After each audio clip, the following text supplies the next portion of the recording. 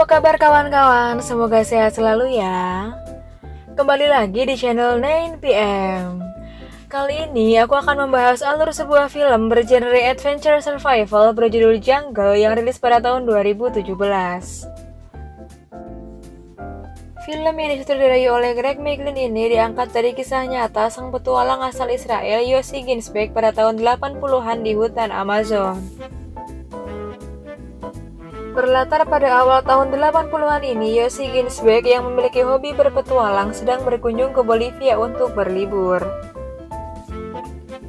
Yossi merupakan mantan seorang tentara yang ingin merasa hidupnya tak terkekang oleh rutinitas seperti orang pada umumnya. Yossi ini ingin hidupnya penuh dengan warna. Bebas, bisa menjelajahi dunia, mengenal dunia baru, bertemu suku-suku pedalaman. Pokoknya dia itu ingin lebih menyatu dengan alam. Tanpa berlama-lama lagi, yuk kita langsung simak alur ceritanya. Film ini diawali dengan Yossi yang merupakan tokoh utama dari film ini.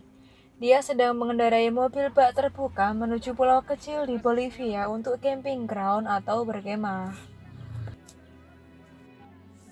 Sesampainya di sana, Yossi langsung menaiki perahu. Nah, di waktu yang sama ada seorang guru dari Swiss yang sedang berlibur juga. Dia bernama Markus. Markus mempunyai tujuan yang sama dengan Yossi, yaitu menyeberang ke pulau itu untuk berkemah. Dan akhirnya mereka pun berkenalan.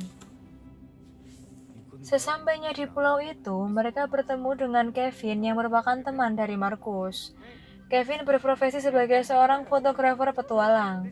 Mereka pun berbincang dan akhirnya berkenalan dengan Yossi. Singkat cerita, setelah mereka berkemah, mereka bertiga memutuskan untuk jalan-jalan di ibu kota Bolivia dan menginap di penginapan yang sama. Suatu hari, ketika Yossi sedang berjalan sendirian, dia dihampiri seseorang bernama Carl. Carl merupakan seorang pemandu wisata. Ia mengajak Yossi untuk mengobrol dan menawarinya petualangan di hutan Amazon untuk menemui suku Toromas, yang merupakan suku terisolir di pedalaman Bolivia. Yossi yang berjiwa petualang tinggi ini pun langsung tertarik dengan tawaran Carl. Yossi pun mengajak Markus dan Kevin untuk ikut berpetualang. Markus dan Kevin sebenarnya awalnya sempat ragu-ragu dan takut, karena perjalanan ini merupakan perjalanan yang ekstrim dan nyawa bisa menjadi taruhannya. Tetapi Yossi meyakinkan kepada mereka bahwa semuanya akan baik-baik saja. Akhirnya mereka pun setuju untuk ikut bersama dengan Yossi. Dan perjalanan menuju hutan Amazon pun dimulai. Mereka berangkat menggunakan pesawat kecil menuju Apollo yang merupakan sebuah daerah di Bolivia untuk masuk ke hutan Madidi, yang dimana itu adalah pintu masuk menuju hutan belantara Amazon. Mereka pun mulai menyusuri hutan dan perlahan masuk ke jantung hutan Amazon. Semuanya baik-baik saja sampai Markus pun mengeluh. Suku Toromas yang mereka cari-cari pun belum juga ditemukan. Markus mulai meragukan Carl sebagai pemandu wisata. Jangan-jangan itu cuma omong kosong belaka. Keesokan harinya mereka melanjutkan perjalanan. Di tengah perjalanan mereka kehilangan Carl. Mereka pun kehilangan arah karena hanya Carl yang tahu jalan di sana. Tetapi untungnya mereka bertemu dengan penduduk setempat yang memberikan petunjuk jalan ke desa terdekat. Akhirnya mereka bertemu dengan Carl yang sudah menunggu di dekat sungai desa tersebut. Mereka pun masuk ke desa Asariamas, desa pertama yang mereka lewati. Mereka beristirahat di sana, mandi, makan, bercengkrama dengan warga sekitar. Mereka pun melanjutkan perjalanan dengan menyusuri sungai. Bahkan mereka sempat berhenti sebentar untuk mendulang emas dan berfoto ria. Di tengah perjalanan, mereka bertemu dengan monyet dan Carl menembak monyet itu untuk dijadikan santapan malam. Monyet pun dibakar dan mereka pun memakannya. Tetapi tidak dengan Markus. Markus tidak selera makan karena ia merasa jijik. Keesokan harinya, mereka pun melanjutkan perjalanan kembali. Perjalanan mereka pun kali ini tidak semulus biasanya. Kaki Markus mengelupas dan berdarah, sehingga itu membuat Markus susah untuk berjalan. Mereka pun berdiskusi apakah mereka akan melanjutkan perjalanan ataukah tidak. Carl mengajak mereka kembali ke desa Asariamas untuk mengobati luka Markus terlebih dahulu, baru melanjutkan perjalanan kembali. Tetapi Yoshi dan Kevin tidak setuju. Mereka berencana untuk menggunakan jalur sungai demi mempercepat perjalanan. Mereka pun membuat rakit.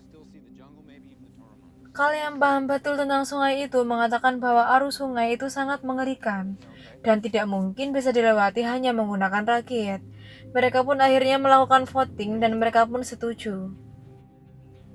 Mereka pun akhirnya menyusuri sungai dengan rakit.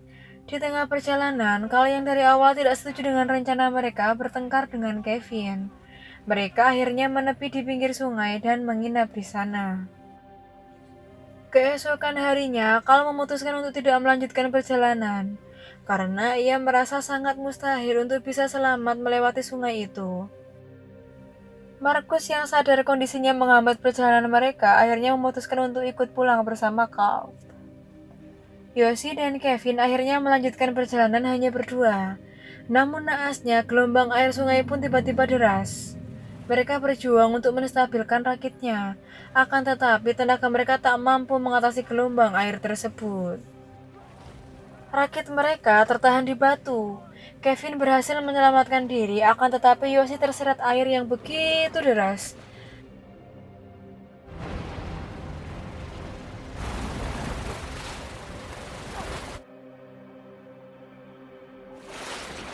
Akhirnya Yoshi pun berhasil memegang sebuah batu dan dia pun berhasil selamat. Yeay!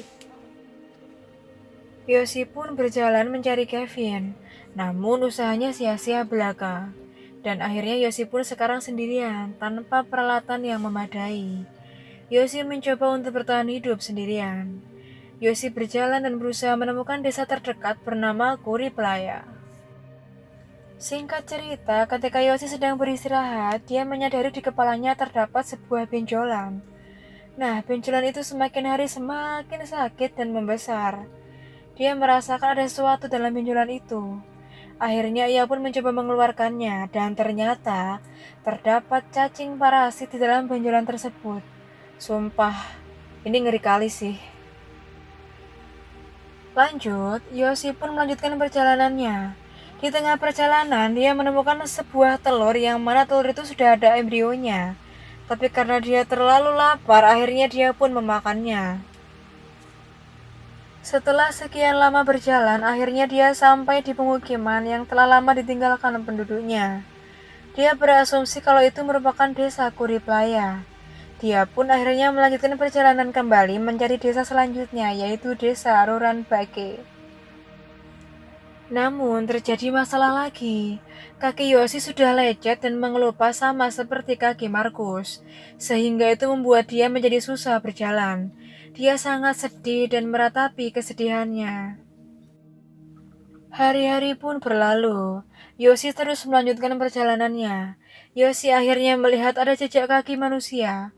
Ia menyangka itu merupakan jejak kaki Kevin. Dia pun langsung mencari dan memanggil-manggil nama Kevin.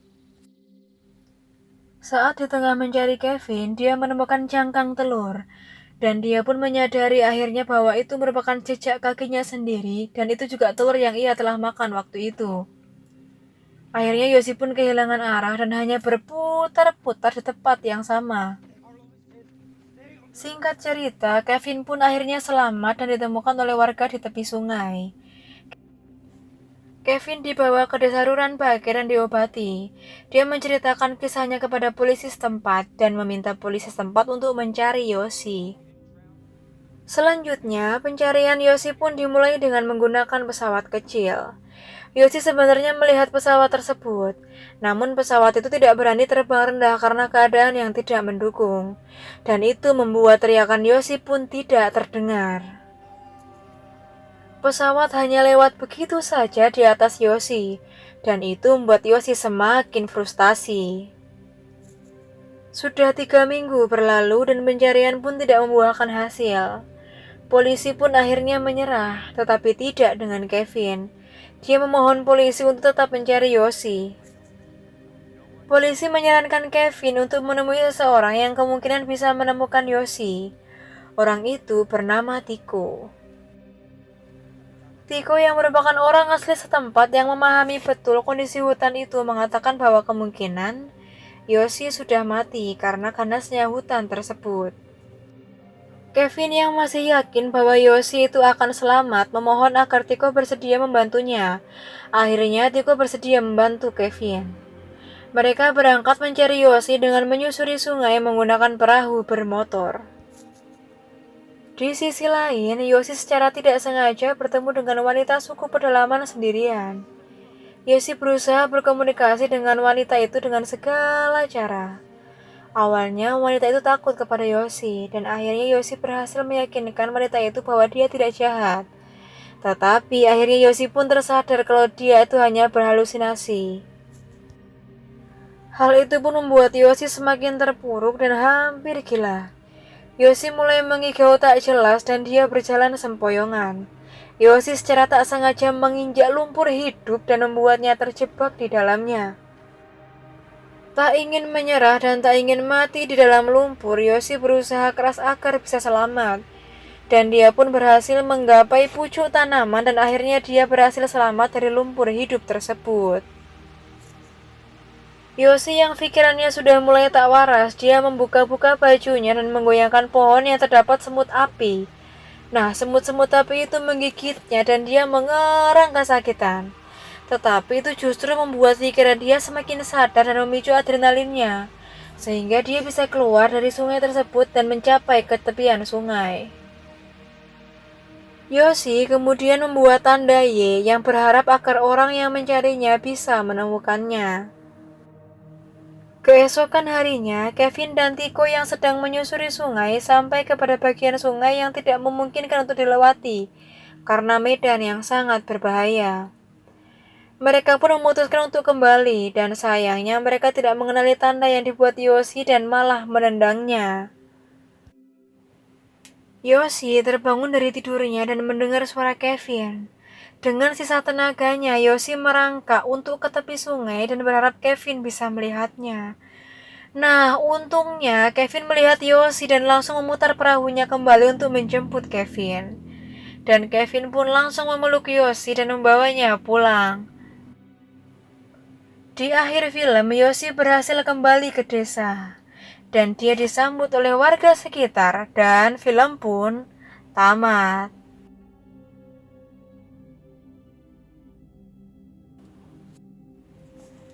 Yoshi dan Kevin berhasil kembali ke ibu kota Bolivia, La Paz, dan berharap menemui Marcus dan Carl.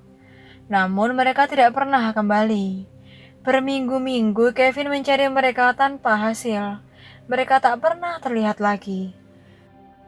Sebenarnya Carl juga dicari oleh pihak berwenang karena ia telah membawa turis ke hutan juga sebelumnya. Dan sebenarnya suku Indian atau suku Toromas yang diceritakan oleh Carl itu tidak ada. Hingga saat ini tidak ada yang tahu apa motif Carl kenapa ia melakukan semua itu. Dan ini merupakan foto-foto mereka setelah ditemukan.